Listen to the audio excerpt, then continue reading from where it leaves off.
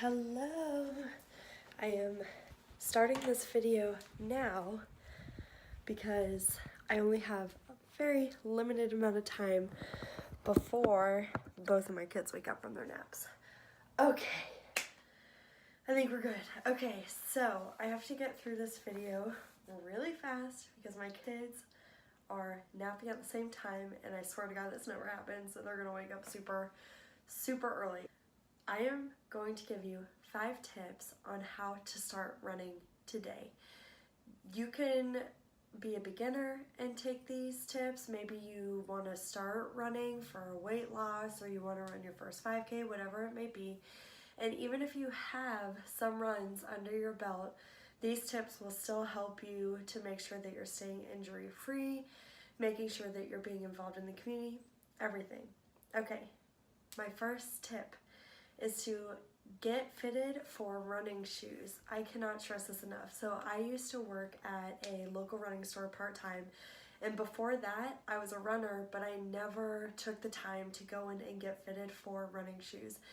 I am telling you to do this because I know it takes time and you're all busy, I get it, but they will look at you run, whether it's on a treadmill or outside, whatever the store does, and they will make sure that they are fitting you for the proper running shoes. So if you don't know anything about running shoes, they are thousands of them. And they range from a neutral running shoe to a stability running shoe. Some have less cushion, some have more cushion. You need to be running in the right shoe for you, because I can't tell you how many times I see my friends complaining about getting blisters, having knee pain, having arch pain, anything like that. Those can all be cured and prevented by wearing the right running shoe for you. Number 2 is to join a running group. This can be online or in person. If you do have a local running store, they probably have some like weekly night run meetups that you could go to. If you're a mom, there's Moms Run This Town chapters all over the US. There's stroller warriors that are for military families. There are so many running clubs that you can join. But if you don't have an in-person one near you, or you don't want to join an in-person run, there are so many online running communities that you could join.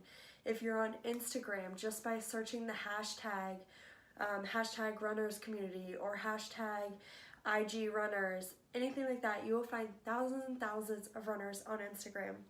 There are also Facebook posts, or Facebook, this is me trying to go through it so fast. Okay, there are also Facebook groups that you can join for running.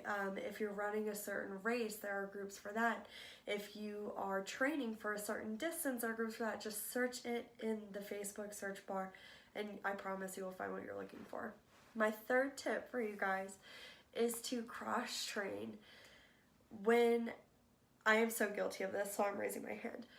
When you start running, I promise you get addicted and you fall in love with running, and that's all you want to do day in and day out. You will get burnt out because, hello, I've done it, and I am still guilty of this, and I have to remind myself of this all the time. Take at least 1 to 2 days a week and don't run, and just cross train. This could be anything that you want. It could be bicycling, so you could still be doing cardio if you don't want to weightlift, but I highly recommend yoga, any type of like HIIT or circuit activity, go for it. If you want to do biking or even do the elliptical at a gym, any of those things that are still making you sweat, but you are making your body a little bit happier, I promise. My 4th tip for you is kind of the same, but schedule rest days. Don't run every single day in a row when you're first starting out. Some people may be at that level. They're just born to run. They can run 24 hours a day, 7 days a week, and their body's perfectly fine with it. More than 80% of us are not that way, I promise you.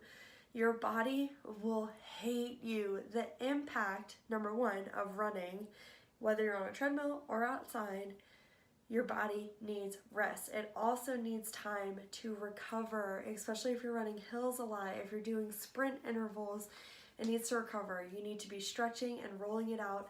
So schedule rest days. I highly recommend, if you're just starting out as a beginner runner, to run every other day. So you run Monday, rest Tuesday, run Wednesday, rest Thursday, and so on. You could also schedule in shorter runs in there to make it a little bit more bearable. My last tip for you is to run by time and not by mileage. So an example would be, if you want to do 3 miles one day, set out for 30 minutes, set out for 45 minutes. Instead of watching your whatever you're running with, your app or your Garmin or whatever watch, instead of watching the mileage and your pace, watch the time. It will change your mindset and make running more fun, I promise you. This is how I trained for so many of my marathons, because the stress was lifted off my shoulders.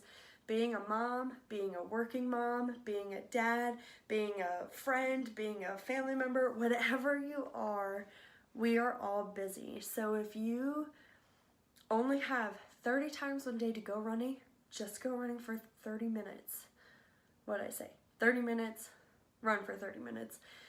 Instead of saying, oh, I have to get 3 or 4 miles done today, just go for that time, and whatever happens, happens. You're still getting the time on your feet. You're still getting mileage. I promise it will help so much.